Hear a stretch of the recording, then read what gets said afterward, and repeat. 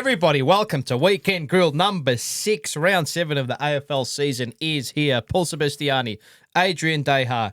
Round 6 is done and dusted. Anzac Day weekend. It was a big one. Very warm welcome to you, sir. Paul, here to do it again. Yes. Another show. How's your Anzac Day? Very good, actually. Yeah, it was an intriguing one. I spent the majority of it in bed, just given my radio shift, but I was up to see the last couple of bits of the Anzac Day clash between those two rivals, Collingwood and Essendon. And great game. We are going to get onto it. The disappoint. Magpies, by golly, they just know how to get it done, don't they? Yeah, they're getting it done. It's no fluke. Yep. Systematic and measured approach. Yep. Let's not get it twisted. I know last year there was a massive rhetoric about them somewhat getting lucky. Fair enough. Yes. Considering how many games they won by, Yes. the margin that they won by. This year, different type of Magpies. You know how big I am on them. Yep. Moving forward. I've been a massive mini supporter of the Pies and what they're about. We'll speak about them. Yes, indeed. No shock that Carlton will make headlines on the show today as well. So For the wrong reasons. two of the biggest clubs in the land, one making headlines for the right reasons, the other making headlines for the wrong reasons. Two of the biggest transacted upon clubs in the country. That is correct. Absolutely. We'll have a chat about the tackle. Yeah. Yeah, we will. And it's Interesting. There's a lot of ambiguity about it. Yep. There's a lot of grey areas. Be interesting to talk about that. Yep, and the Mighty Cats as well, back on track this season with a thumping win over the Swans. We'll touch on that too. You've got a bit of an opinion I do. on that as well, and some audience questions too. Jake Collier and Ed Healy. So to Jake and Ed, we'll venture to answer those in the back end of the program as well. So let's get into it, shall we? Let's start with the mentality magpie. The mentality monster Magpies. Yeah, huge. They were massive yesterday and have been for the last, since Craig McRae took over in his 31 games in charge that he's had there. He's 22-9 in the regular season, and they're going great. And just time after time, when they pour the pressure on the opposition, their relentlessness to not give up on the contest and not give up on a game, it's admirable. They are everything that my club isn't, which is quite sad. But to give them their flowers, the Pies, they're going great guns. I do think they're going to be there. They proved it again yesterday. You know, the actual resilience of and the confidence that they must have within that group to be 28 points down on a big occasion. It must just feel like they've watched the movie again. Like it just seems to be repetitive. There's almost a sense of inevitability when they hit that 5-goal gap where they're like, oh, okay, hang on a minute. We need to sort of flick the switch here. And they did in that last quarter too. And you almost sense that when they got that consecutive, when they went consecutive goals, because they kicked the goal early in the Billy Frampton. Early in the 18 last and a half quarter. minutes left. And then it took them a little while to get their second. But once it did, the floodgates just It was about 4.5 minutes in between play from when Billy Frampton kicked the goal to when Ash Johnson kicked the goal. And then after that, obviously, let's not underplay this, but their spiritual leader in Scott Pendlebury was off for basically half of the last quarter. And a lot of what they do and a lot of, wouldn't say their comebacks, if you want to put it in that way, they revolve around him. Him and another player called Steel Sidebottom. I'm not sure if you've ever heard of him, but everyone seems to have forgotten who this guy is. Yeah. I can tell you now, put some respect on Steel Sidebottom's name. Yeah, he's champion. Unbelievable. He doesn't get the plaudits that he deserves. He doesn't actually. I don't think he does. 30 touches yesterday, 11 scoring involvements. It's getting out of control how players like this are influencing games. I know Nick Dacos won the medal and he was fantastic with his 2 goals when it counted in the last quarter. But players like Steel Sidebottom and Scott Pendlebury, time after time, show up every week. No questions asked. They're reliable. They're fit. You can trust that they're going to perform on a massive occasion. And, it's all ticks and all roads lead to September for the Pies, if you ask me. I completely agree. And I think it is pretty disingenuous of people to say, as you said, they got lucky with those results. It's not luck. It's not luck. Bullshit. That's not luck. That's a cop-out. That is someone with a personal agenda to undermine what they've been doing. Either that or they just don't know football. Yeah. Period. They do have a systematic approach, and it's standing up. And it goes for knockers of Nick Dacos as well. This kid. The one thing we mentioned on the first episode. Yeah, and we did. We gave the Macedonia Marvel 2.0 some respect after the first show. The one thing that I think you look at when you're an AFL fan and when you're a follower and when you're a commentator and a pundit on the game is that you try to look for players who can handle pressure and handle moments and players who do that. It's almost like, when you watch someone dance and they're in sync and you can't take your eyes off them and you're like, far out, look at him. He's just in, everything's moving, everything's in flow, everything's ready to go. And that goal that he kicked, the second one or the first one? The second one. Yeah. Did you see the way he dropped the ball on his foot? Purposely done. He knew exactly what he was doing. Purposely done. It's unbelievable. He's at 2 goals, 41 touches. He's won the Anzac Day medal in only his second year of football, deservedly so. And people keep saying, "Oh, just tag him, just tag him." You can't. You can't. Mate, the bloke runs upwards of 15 kilometres a game. You people who say that, are you telling me that coaches don't look at Nick Dacos prior to the game and say, "Oh, how can we negate him?" This is the thing. You can't. Knowing it is one thing, stopping it is another. Correct. And, it's all rosy in the lead up and in your previews and in your presses and whatever meetings you want to have with your players. We're going to do this about Nick Dacos. We're going to do that. We're going to touch him up. We're going to this, blah, blah, blah. Yep. Great. You know how to do it. Yep. Actually implementing it is another thing. And obviously there's only been one team this year that's somewhat successfully done it, and it has been correlated with how that game went, and that was Brisbane. Correct. They eventually beat the Pies on that Easter Thursday. They did. But yeah, I don't think. I mean, I'd be interested to see who the next team is to tag him. Yeah. Love to know how it goes for him. And it's only a small sample size. Right? I mean, realistically, this year so far, we're 6 games in. How many games are we going to need to know if the tag does work? It's easier to assess after 1. After 2, we need a bigger sample size. What is he, $4 favourite for the Brownlow now? I can't. I'm best of luck trying to stop him. The only thing that will stop Nick Dacos from winning the Brownlow is injury.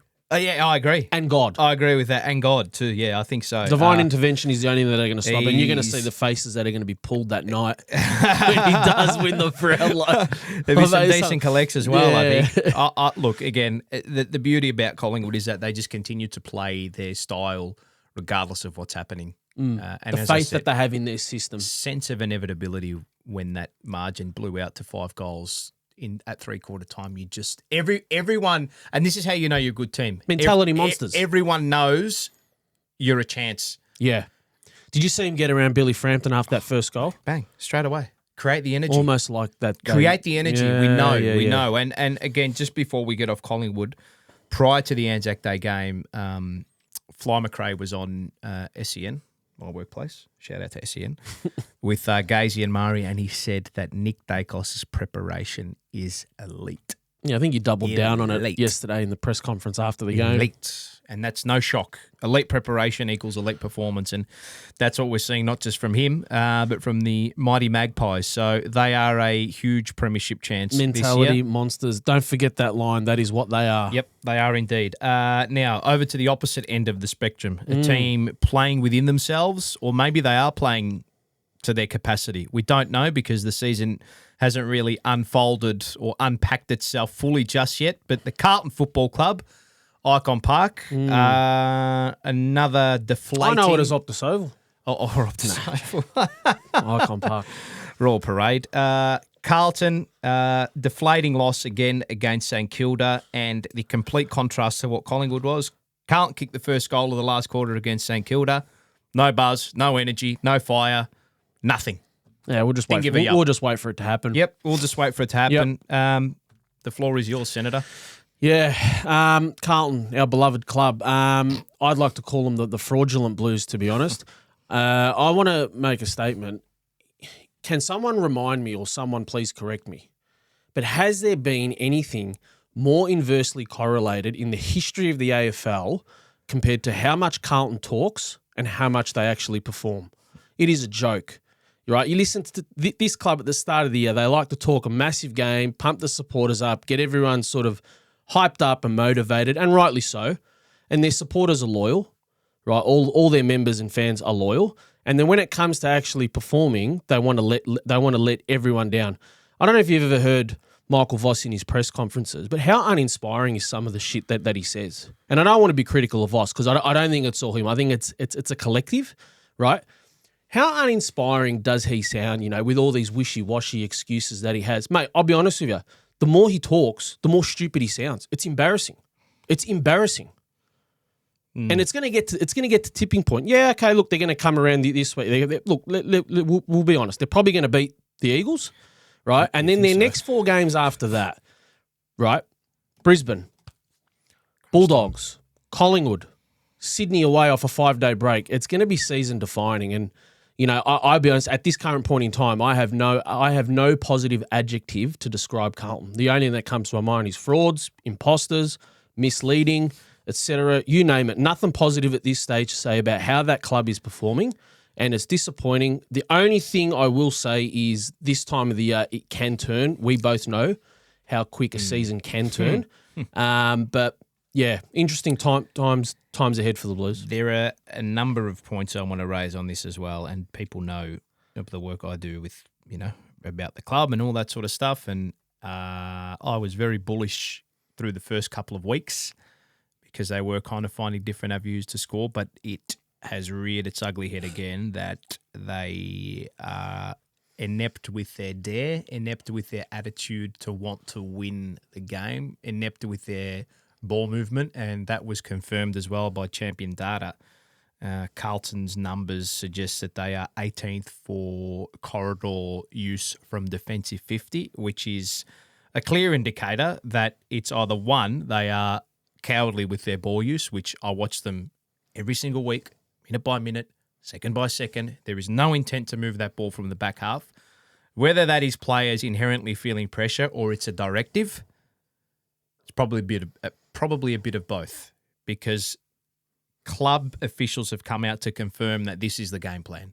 Control the ball, control the ball, control the ball. Okay, great. Problem is you have players that don't know how to control the ball.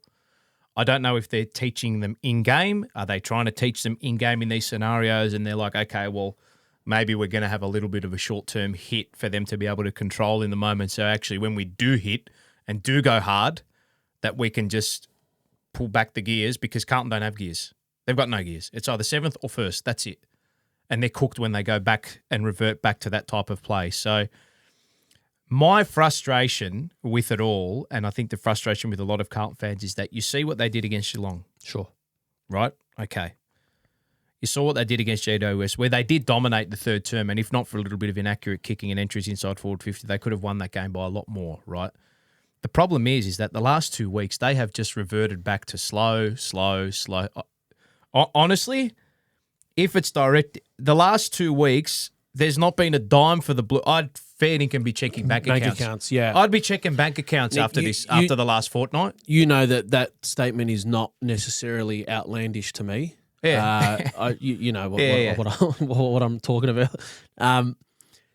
It's looked very, very unlike Carlton and very freakish. I know that Adelaide game, they completely outplayed us. But if we played that game 10 times, Adelaide would not beat Carlton by 56 Adelaide points. is not a 10-goal better team than Carlton. They're not. They are not. And I don't want to throw dirt on that performance by Adelaide, and I don't want to throw dirt on the performance by St Kilda, but you could see Hawthorn run them to within a minute. Yeah. Hawthorn run them to within a minute. Down at Tassie, okay, fair enough. And you have to look at setup. I don't understand why they have reverted back to... And you can control the game but still have dare and intent, if Absolutely. That makes sense. Do you know what I mean? I've never seen, and I saw this on Twitter, and it was a brilliant statement about the Blues. I've never seen a club control the ball as much as Carlton and have no control over the game. Well, is Carlton going to be the first team... I mean, you can remind me if there is another that has had 2 reigning Coleman medalists and need to find another avenue to go. That's just ridiculous. Think of one. That is absolutely that's shocking. This club at the moment, and I want to try and sound as professional as I can at them, but it's just so they shit me to tears. No, they fair dinkum shit me to tears. I'll cry in the corner as well with what they're doing at the moment. It's not what Carlton's about. It's not what the supporters want to see. The supporters want to see a team that goes out there that dares to win. That's what they want. One thing I won't question is their effort. No, you can't question the effort. The effort's there, but which that tells shouldn't me that shouldn't even it should not even come up in conversation. No, but hang on a sec, Paul. It does when they're not going so well, and it makes you question whether the coach has lost them. Yeah, of course. That's of what course, I'm trying to get at. Of course, I want to go in here for Voss. In my opinion, from what I'm seeing, I don't think that Voss as a coach has lost the players. I'm just questioning whether his message is getting through.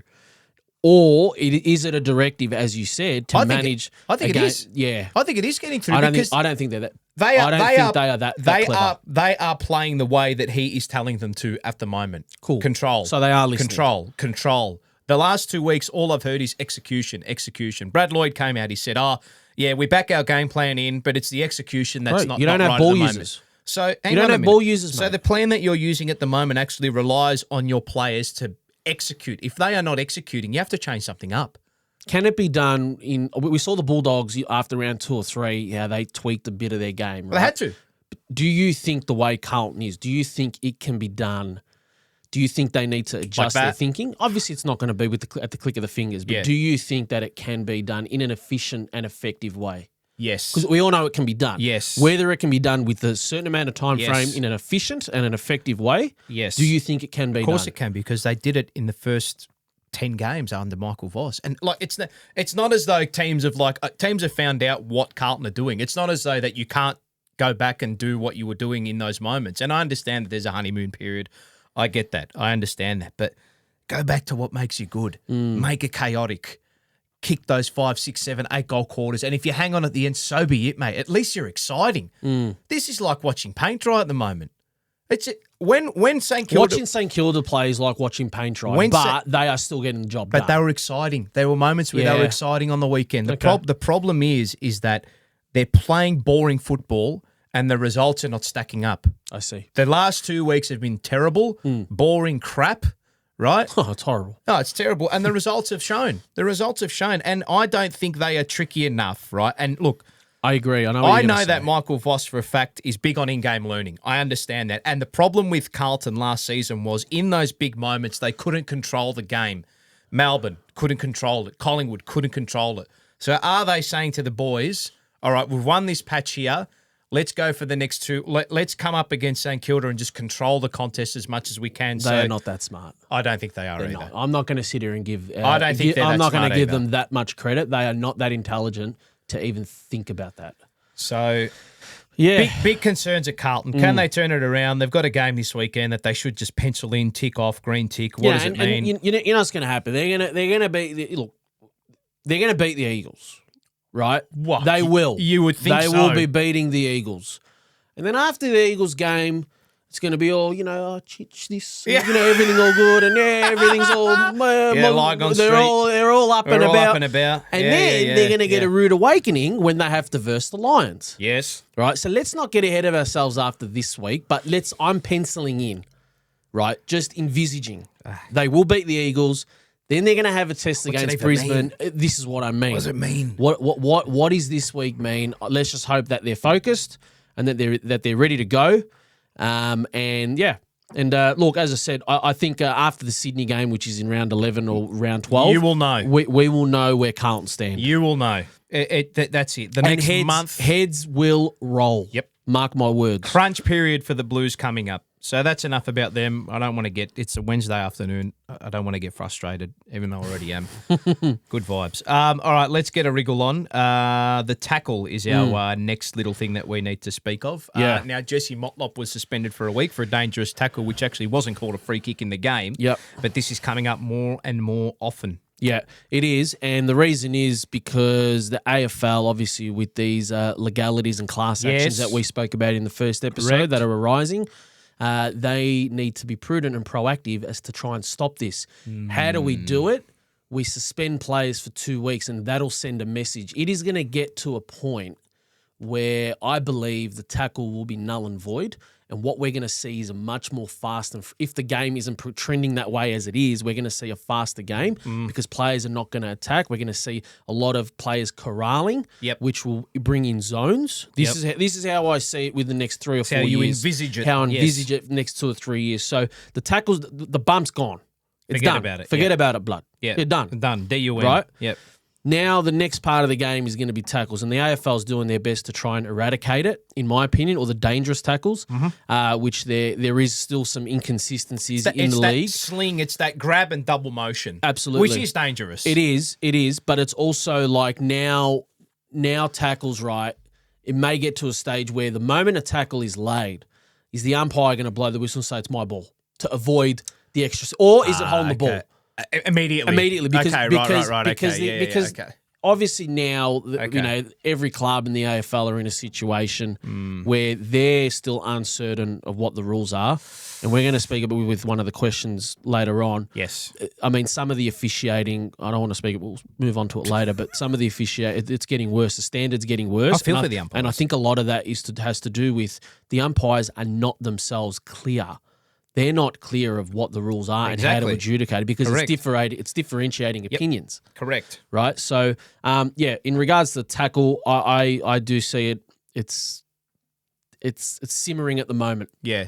It's sort of fringe. You think it's going to be phased out? I think eventually clubs will phase it out, and instead of tackling players, they'll be corralling players, corralling the opposition. Yeah. And what that'll lead to is more open space. It'll lead to a more running game. It'll lead to a higher speed game. Yep. And I'll be honest, if you notice, teams like Collingwood, right, in my opinion, are the team or the club at the moment that are moving ahead because they move the ball with speed. Yep. Right, you're gonna have to have a high kick to handball ratio game, in my opinion, within 2 or 3 years, because there won't be a tackle. There will be a tackle, but I don't think a lot of players are going to be apprehensive to approaching the opposition to tackle them. Very interesting. It's an area of the game now which is and you look at the way that the NFL have approached all this kind of stuff too. So they're sort of they were the trendsetters with all this kind of stuff, with all the CTE and the concussion stuff, and they've got miles the helmets ahead. and the protection, and I wonder how it is going to play out in the next 2 to 3 years with it all. So you think that it's going to be phased out eventually? And I was looking at it and thinking, okay, what about from a contractual point of view with players? Sorry to interrupt. The reason why I think it will be is because the AFL needs to go into damage control and minimise or eradicate all these class actions that they're going to face. Duty of care. The AFL, if it means that a player gets suspended for 1 or 2 weeks, all current players at the moment are expendable. Yep. The AFL cares way too much about their pocket and how much money it's going to cost them with all these class actions, which is why I think we'll see, a communique or a dossier of some sorts go to clubs in the near future that eventually the tackle will be eradicated. So I'm being serious. What if it goes the other way and they say from an AFL perspective, okay, these class actions have happened, blah, blah, blah, blah, blah, we get the results. Do players then get to a point where they say, okay, well, the tackle is still going to be in, head contact is still going to occur because it's a contact sport. Do waivers have to come in? Do they have to sign documentation that says if this happens during a game, post-career, what the AFL... You've run out onto the field, you've risked your own body as well. You've made the choice to go out there. I think it should be a contractual obligation on moving forward that players should have to sign where, any injuries incurred along the lines of, injuries incurred during your career, the AFL is not liable in the future. I know it probably won't ever get to that. But it has to be considered. But what the AFL is doing, from what I can remember, don't quote me on this, but they are in the process of setting up some form of scheme where there is a fund for players that have left. And when you retire, here's a little kit for you, etc., which is good. Almost like a superannuation fund for when you retire. And I think it's to counteract these class actions, obviously, because, some people can't get a job. Well, has to be considered. AFLPA, they are going to have their work cut out for them. Paul and Marsh. AFL will as well. Yes, Paul Marsh. Shout out to Paul Marsh. Let's wriggle on. That's the tackle done and dusted.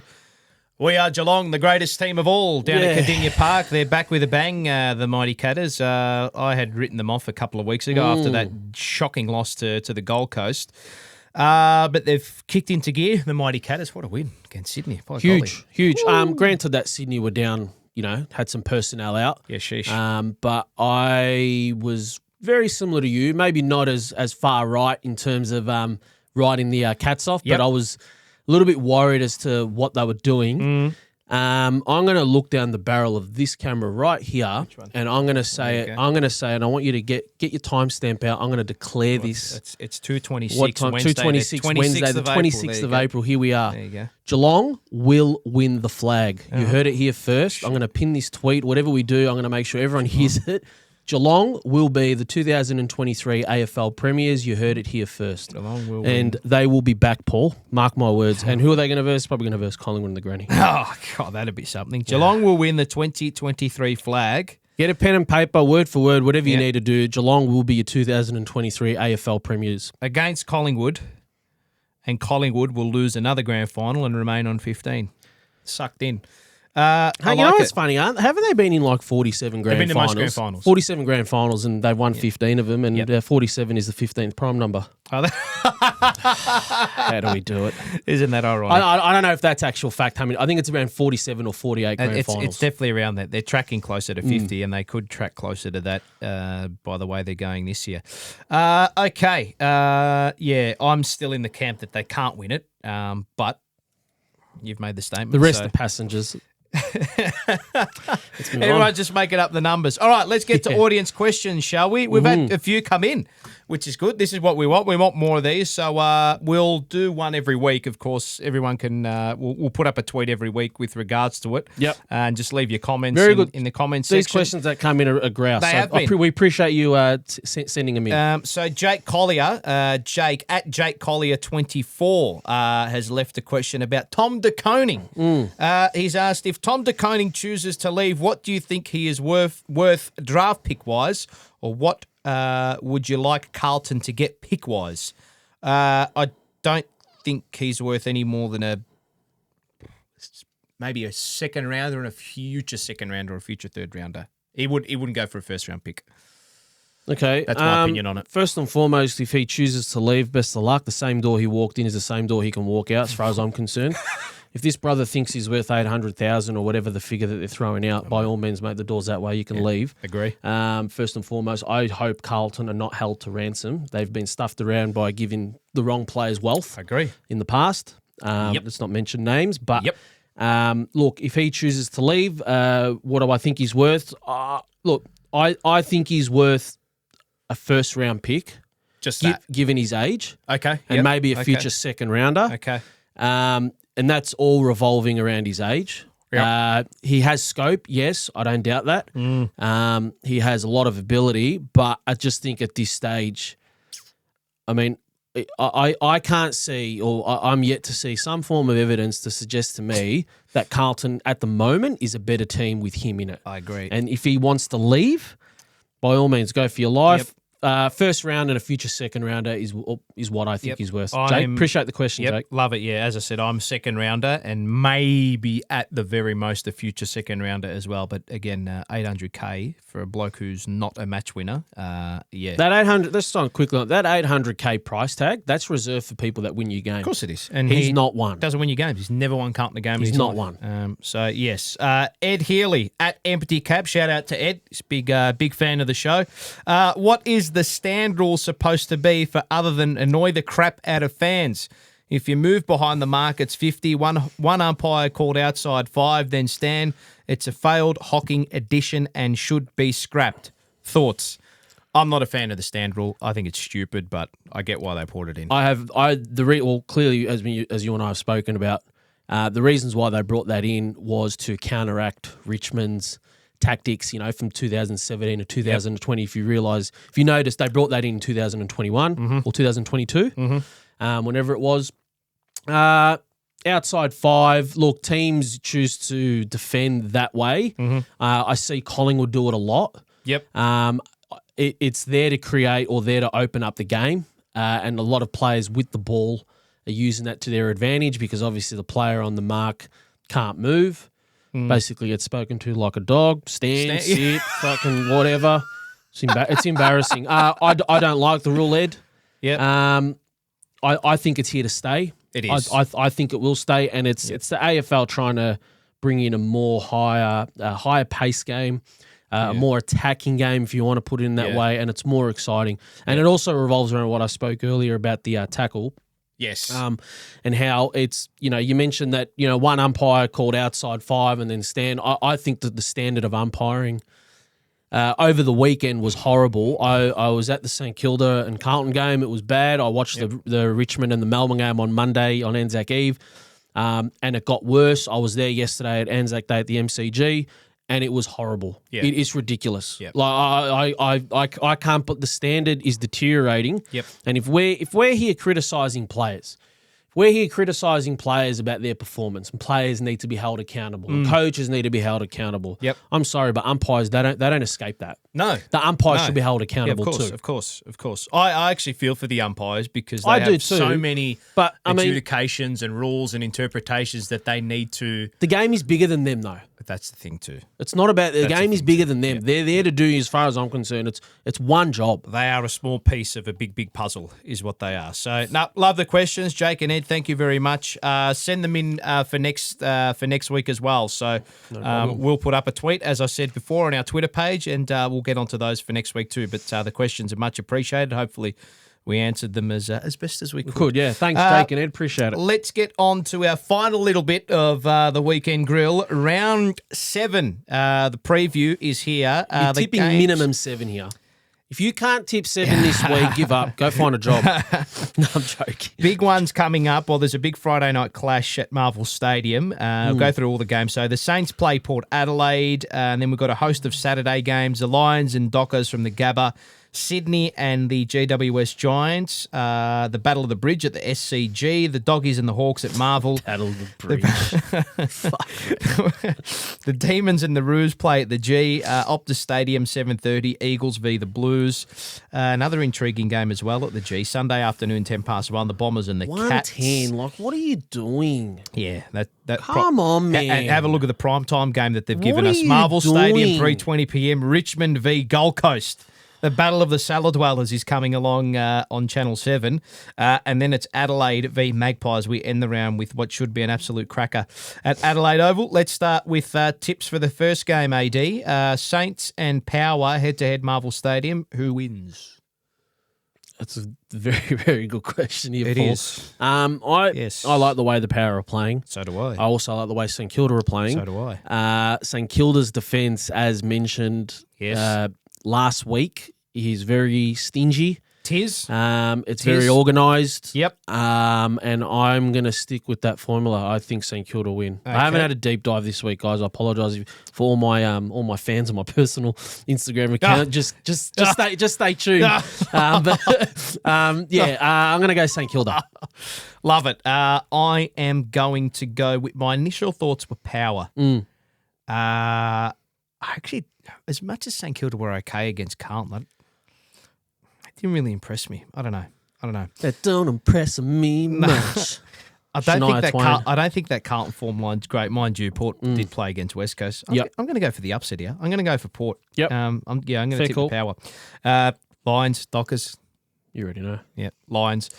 Swans and Giants. Sydney. Yeah, Sydney. Doggies and Hawks, Marvel Stadium. Bulldogs for mine as well. Demons and Roos, well, that's... Whatever. Melbourne win by however much they want to win by. Melbourne win by however much they want to win by. Eagles and Blues, I think it'll be a similar story there. Carlton by 5+ goals, I think that's... Win that's going to mean nothing. Correct. Bombers... Aside from 4 points. Exactly. Bombers and Cats. Yep. Intriguing game, this one. Yeah. Very intriguing game. The Bombers will be hurt from last week. The Cats are up and about. I reckon this is going to be a cracker of a game. I think the Cats are just going to be a little bit too classy. No, I think they'll be way too classy. Okay. I don't want to disrespect Essendon. They have surprised me this year, and they have surpassed the expectations that I had, and I think a lot of their own fans will tell you they've surpassed that. Yep. Geelong will win in this minimum 4 goals. Minimum 4 goals. MCG, minimum 4 goals. Tiggies versus the Suns, Marvel Stadium. I'm going for the Tigers. Thought they were good against the Ds. Yep. Richmond will win. Then there'll be 2 wins, 1 draw, 4 losses. Yep. Season back on track. Yeah. Adelaide and Collingwood at Adelaide Oval. Paul, I got no idea yet. I need to wait. I need a deep dive here. Something I haven't done thus far for this week. I'm going to sit on the fence for now. I don't have a tip. Have you got a coin? No, man. I don't, Ben, is I our don't producer in the background got a coin? He only carries notes. You got some green notes? Has he got a coin? No, we got a coin. Oh, here we go. I'll flip this. Here we go. If it lands pink side, I'll go Adelaide. If it lands this side, I'll go Collingwood. All right, here we go. Collingwood. Collingwood. There we go. All right, I'm That's tipping basically Collingwood. what it is, ladies and gentlemen. There At you this go. stage, look, I'm leaning at the moment. I'm leaning at the moment to the Pies. Yes. but I need to go. I need to see if you. I don't want to. I don't know yet. Okay. I don't know. All right, I'm okay. sorry. I apologise. All right. It's all too much. We'll tweet or Instagram your tip for this game, all right? No doubt. Okay, so to reiterate, the tips for this weekend, I'm going with the power against the Saints. I'm going Lions, Swans, Bulldogs, Demons, Blues, Cats, Tigers, Magpies. I'm exactly the same as you, Paul, except I've gone St Kilda Friday night, Lions, Sydney, Bulldogs, Melbourne, Carlton, Geelong, Richmond, and to be confirmed in the last game. NFI in the last game at the moment. Okay, For love now. it.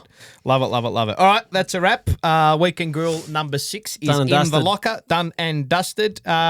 Make sure you send in your questions as well for next week too. We'll venture to have those Thanks answered. for watching, and thanks to those two fellas sending the Yes, questions in. thank you to Jake and Ed. It's much appreciated. Thanks for all those who watched and listened as well.